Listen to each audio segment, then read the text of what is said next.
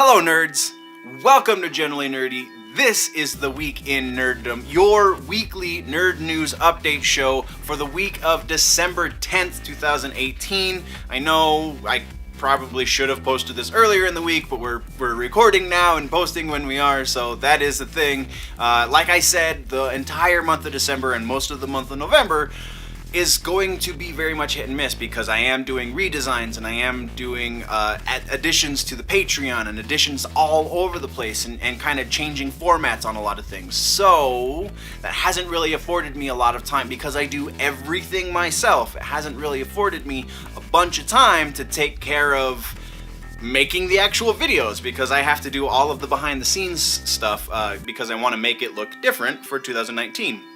And by different, I just mean better. Very small tweaks in some cases, and some very interesting tweaks in other cases, so keep your eyes peeled for that. We are just doing one video this week. Maybe next week I'll split it up into two, depends on how this one goes, and depends on how much time I have, considering all of the extra work. So, that being said, everything is going to be in one video. It means we have to hit the intro so that we can get to the news. Quiet on the set, rolling. Hi, I am Bitsy Telek. Hey, I'm Hale Appleman. I'm Walter Kane. I'm Rene Aubergenois.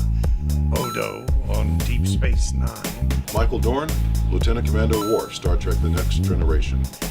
Come and see me and hear me and talk to me and listen to me talk about myself. Hey man, this is Kevin Smith, often considered generally nerdy, and you are listening to what is often considered generally nerdy. On Generally Nerdy. You're listening to Generally Nerdy. Generally Nerdy. Generally nerdy. First on the list, we have the Chilling Adventures of Sabrina. Season 1, we've talked about, has come to an end. We kind of did a little bit of a review of the first few episodes. We're not going to review the entire season. I'm just going to start fresh with the new year.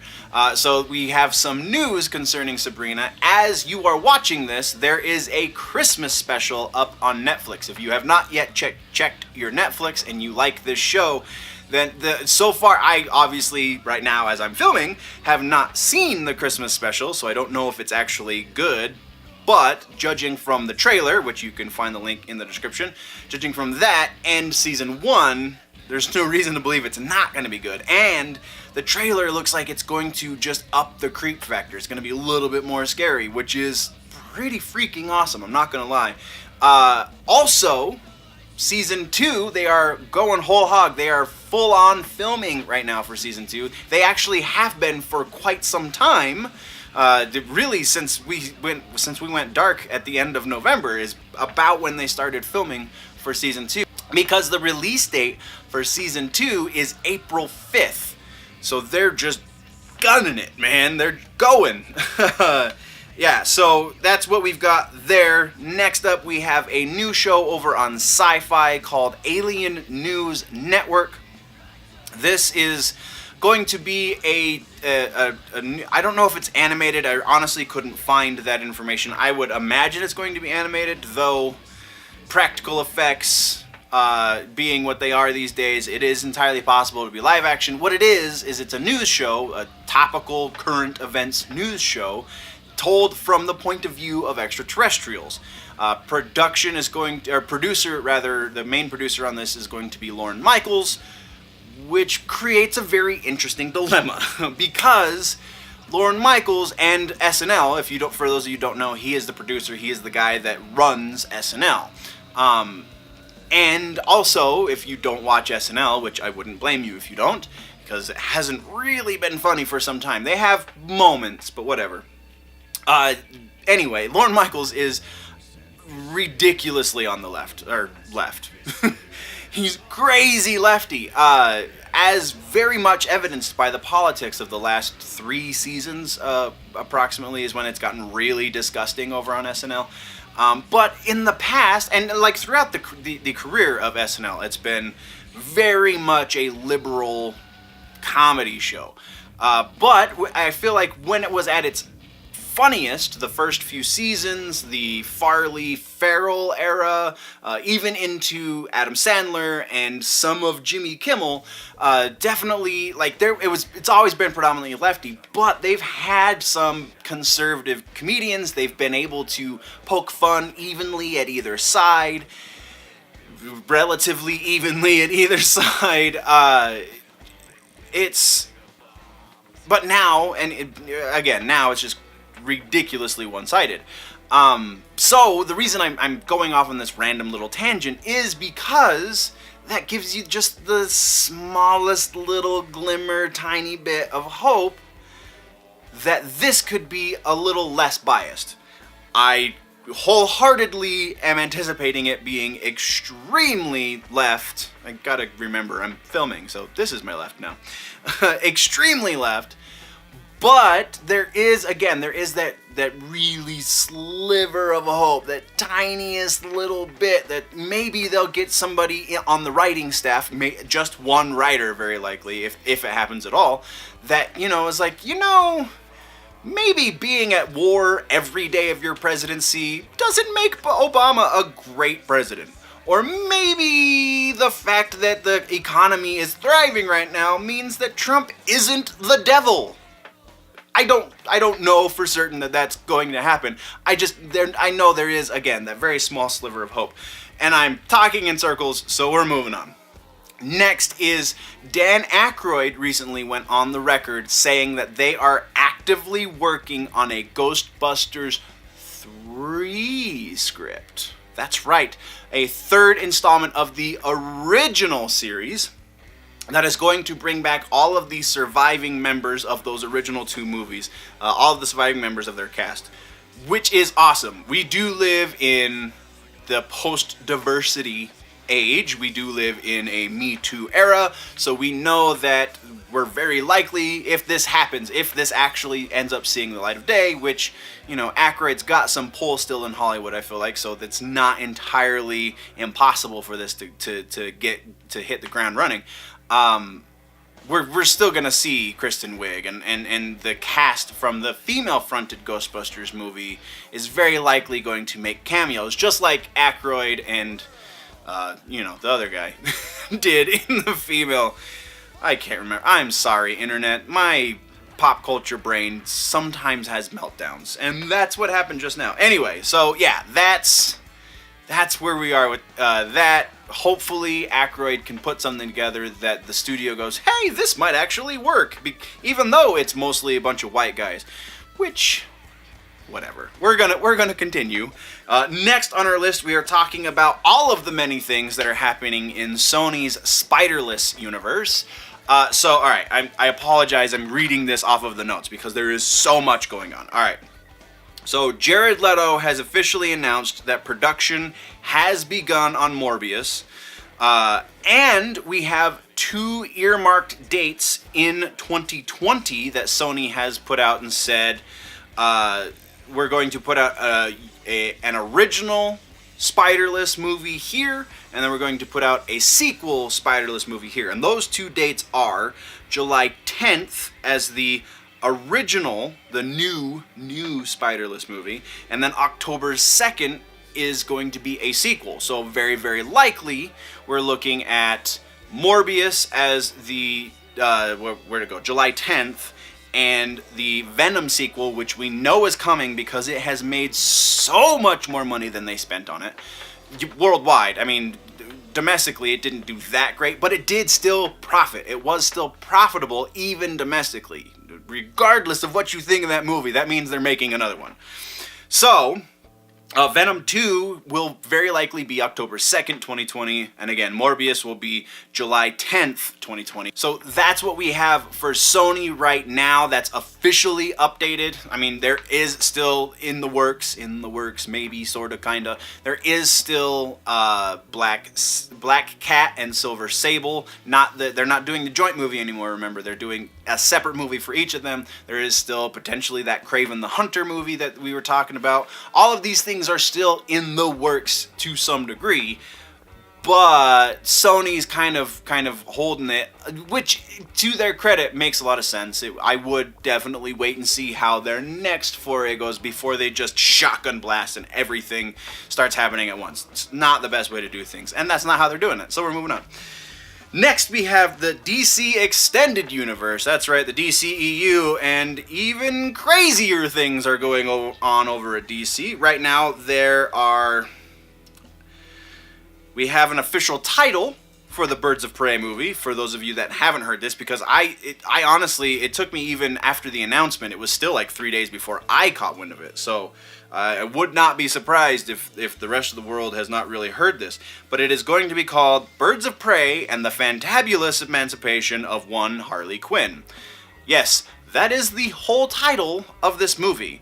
And that is probably the last time I'm going to say the whole title of this movie. It's ridiculous. Granted, it's kind of supposed to be ridiculous because it somehow is centered around Harley Quinn. So, yeah, Then we got casting of Victor Zsasz. I really saw this in passing last night, so I did not get the name of the guy that has been cast. I will put that here. He has been cast for Victor Zsasz, which also kind of is a weird casting announcement. Like, I don't know much about the actor. I don't remember who it was. I remember seeing a picture and not really recognizing him, so he hasn't been in much that I have seen, at least. And if he has, he's a very good actor because I don't remember him. Anyway, but just the character of Zsasz. So they have Black Mask as their primary villain in Jude Law, and then Victor Zsasz as a secondary villain. We're to the point now in comic book movies, we don't have to we don't have to fall into that formula. We don't have to always have a minor baddie and then a major baddie, because if you go back to the first big comic book movie, in modern times, I'm talking from 1989, obviously, from 1989 till now, the first movie in that area, because that's when we lost the camp, was Batman, the 1989 Tim Burton film. We only had one villain in that movie. One. And it's amazing.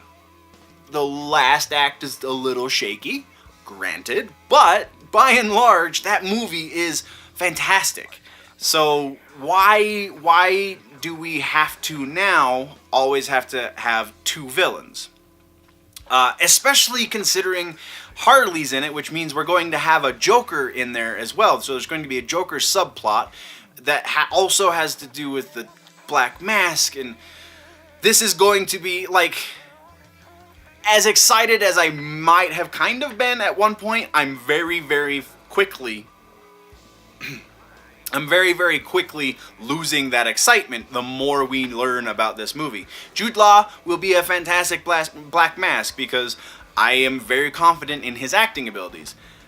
However, the writing sounds like it's going to shit. And yeah, so we're continuing on, still inside the DCEU. We have Ezra Miller, the guy they cast as the Flash for the movies. Ezra Miller has gone on record with Playboy magazine last month saying that not only is the Flash movie still in the works and still happening, but the script is, quote, crazy dope. I feel like Ezra Miller is about my age, and it's a little weird to hear an elder millennial speak like that, but whatever. I am very much mixed on how I feel about this Flash movie. I am very, very much mixed on... Like, Ezra was fine. It was the writing that was bad for the Flash. So hopefully, because this is a new writing staff, we will get a better Flash story. That's all I've got for that. Next up, we're into the MCU. That's right, Marvel. And not just the MCU, but also the Marvel Television Universe, the NTU. So, Daredevil is not going to get a season 4. even though there was so many plans in motion for season 4. But a lot of us saw this coming with Luke Cage and Iron Fist going the way of the buffalo, so it's only a matter of time before they announce Punisher and Jessica Jones as well. Now, the question here, at least with Daredevil, and to a lesser degree Jessica Jones, and then even lesser degree the Punisher, or I might have those reversed, I can't remember which one's more popular. Either way, the very least with Daredevil, are they going to continue this show with this cast and all of this same crew? Are they going to continue this show on their streaming app, Disney Plus, or even potentially move it over to Hulu once the final merger and all that stuff goes through? Because that is within the realm of possibility. The realm of the likelihood of that happening, I really don't know. I really don't know. With this merger happening, with them buying out Fox, so much is gray matter. So much is just up in the air. It's hard to tell. It's hard to call it. So I'm gonna hold off. I hope they continue Daredevil at least over on Hulu, but I again don't know how likely that is. And then Bob Iger which kind of brings me to the other point, since I've already kind of been talking about it. Iger said recently that once this goes through, that all of their more mature content over on Marvel, since Disney is primarily a family-oriented company, even though there's connections to like really shady stuff, whatever. Their face, at least, is a family-oriented company. So when they inherit all of the Fox back catalog, there's a lot of R-rated movies in that, which are not really family-oriented. Those are adults. That's mature content that is specifically aimed to people over the age of 18. By and large, to people over the age of 21 even.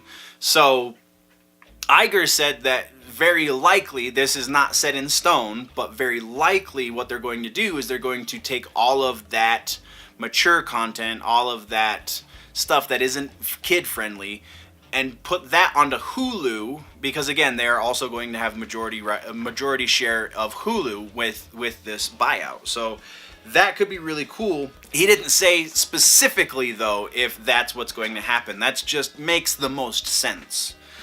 Which also opens up the possibility of the more mature Netflix shows coming back over on Hulu, and also potentially the more mature Fox Marvel shows, i.e. Deadpool, having some sort of home to go to, because right now Deadpool's kind of up in the air. That's why the Once Upon a Deadpool movie is happening, is so they can see, will people come out to see a PG-13 Deadpool.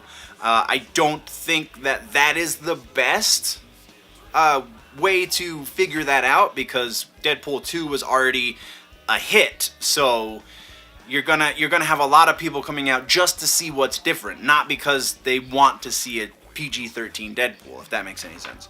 So yeah, so that's where we are for the MCU. Next, we're gonna move on to The Walking Dead, and oh my god, can we talk about the season finale? The whispers come in the most epic fashion. Spoiler alert! Spoiler alert, if you have yet to watch Walking Dead, which ended over a month ago, so I feel like we're in safe territory. The rule is 3 days at this point. So, if you haven't seen it, then just fast forward a little bit. Alright. This show started out kind of scary.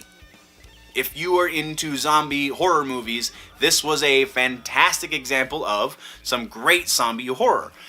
As it's progressed, it has become a fantastic exercise in character development, because that's the bread and butter. Is it's a drama. It is a character-driven drama that just happens to have zombies in it, and so the scary elements have really subsided.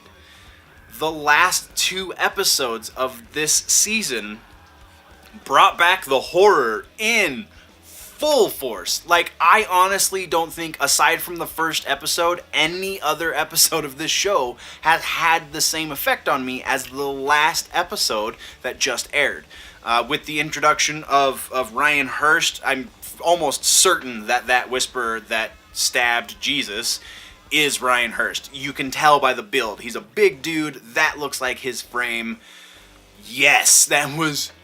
And just the way they translated the whispering of the whispering zombies, or the whisperers, just so much. Oh, it's so great. So if you haven't watched it, definitely catch up before it comes back. It comes back in February, and I'm chomping at the bit.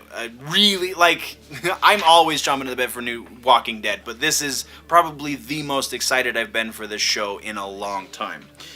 Next, we're talking about a very interesting project. Speaking of the Walking Dead and its cast, Norman Reedus is a part of this new... It's not a full-on VR experience, but Norman Reedus and Michelle Rodriguez are doing a movie that is they're billing it as a 180-degree VR experience, which means effectively you can see everything in front of you. You just can't see behind you if you have your VR headset and you're looking around, right? So the actual movie itself, the story in the movie, looks like garbage. I'm not even gonna lie. It looks like just straight popcorn fodder, something to go, ooh, look at all the explosions. I really don't think we're going to get a lot of quality as far as the writing and necessarily... Norman Reedus is a pretty good actor. Michelle Rodriguez is really not that great.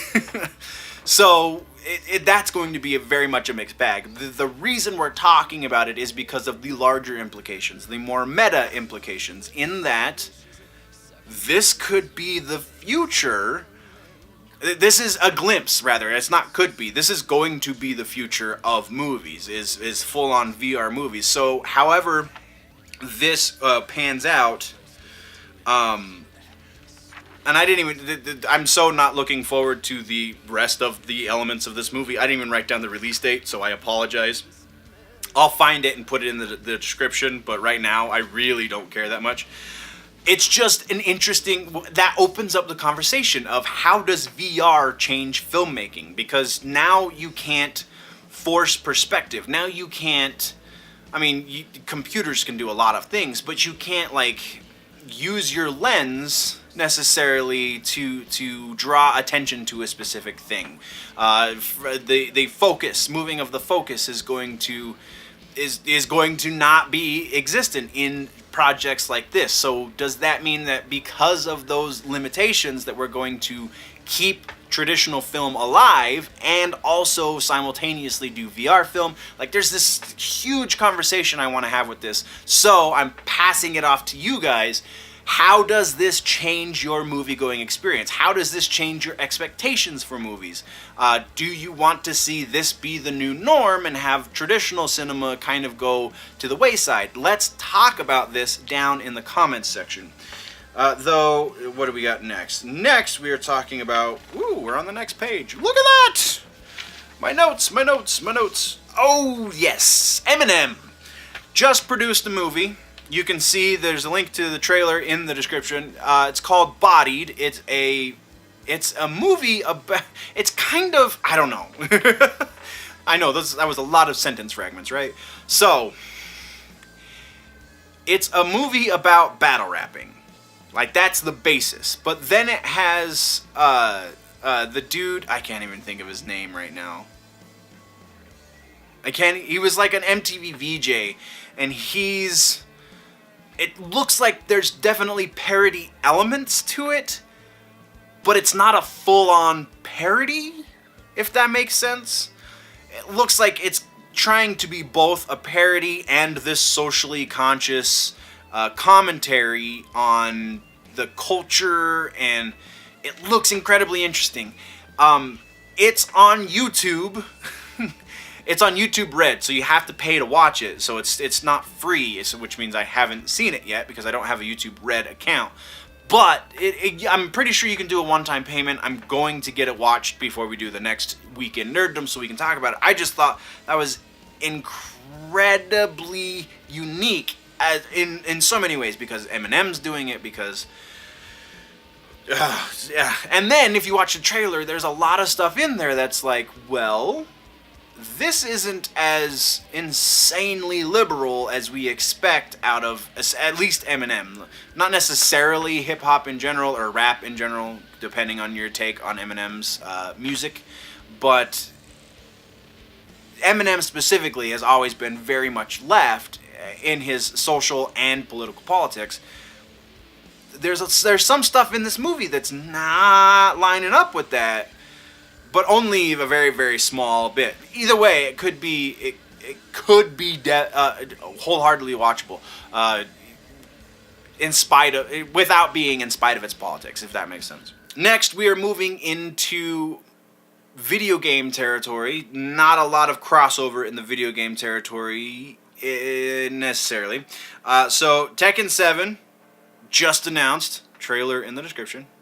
Negan, speaking of The Walking Dead, is going to be a downloadable character for Tekken 7. As if you didn't already have a million freaking reasons to own one of the best fighting games in the past freaking 5 years, this is just another reason. And the trailer looks incredible. Looks so good.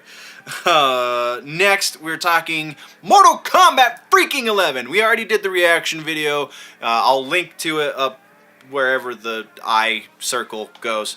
Yeah, so there's another thing, though. So we know very little about the game. We established this in the reaction/breakdown video of the trailer. Though, a couple of weeks ago, and this was actually about a month ago that this happened, NetherRealm posted a job listing for new senior artist slash animator who has experience making. There was actually two job postings. There was one for creating weapons and one for first person action title experience. So is this the adventure mode that we've heard a little bit about? There has been rumors, if you haven't heard, there have been rumors that not only are we going to get the traditional story mode that we've got with the last two games, but they're also going to add an adventure mode, which sounds, judging on the rumors, sounds like it's going to be something slightly akin to the Shaolin Monks game that came out on the original Xbox years ago, that everyone loves and is screaming for another game in that style. Or is this them actually making that game? Are they going to make that new Shaolin Monks style game? Either one is very much possible, though I feel like if they just posted the job listing a month ago, even 2 months ago, even 3 months ago, I feel like that lends a little bit more to a new Shaolin Monks game and less to the adventure mode. Though I do still believe we're going to get something that they're going to call adventure mode, but it'll be something that you can play through as a couple of different characters, or a few rather different characters, instead of just like in Shaolin Monks you could only be Kung Lao and Liu Kang. So there's definitely something going on there. Next we're not going to talk about Fallout 76 because it's buggier than a freaking 90s Nickelodeon kids show. Rocksteady didn't give us anything at the Game Awards, so we don't know what their next project is. We're going to axe that bit as well. Though they did say, I will say this much, they did say specifically their current project is not Superman. Not specifically Superman. So Superman could still be involved, so it could be a Justice League game. It's just not Superman by himself. Anyway, the last thing that we're talking about this week is still video games, and it's the Dreamcast, which has been a dead console for years. In the spirit of the classic console craze, to coin a phrase, they're good. Sega has announced that they are going to make a Dreamcast Mini. Kind of. It's more they're polling their fans to see if people would buy a Dreamcast Mini, and I totally would. That is such a killer console that I would buy that before I buy the PlayStation Classic. And I just found out that the PlayStation Classic has freaking Metal Gear Solid on it, so that says a lot. But that, guys, is the end of this video. Again, so much is going on the channel right now. I'm redesigning most everything you see, except for the background. That's still going to stay for a little while longer. But check out the website, generallynerdy.net. There's going to be changes there. Check out the Patreon, patreon.com/generallynerdy. There's going to be a bunch of changes there. Check out the Instagram, all of the social media. Everything is going through a makeover, so keep your eyes peeled. Thank you guys for watching with me. And before we go, always remember that if it's generally nerdy, it's probably here.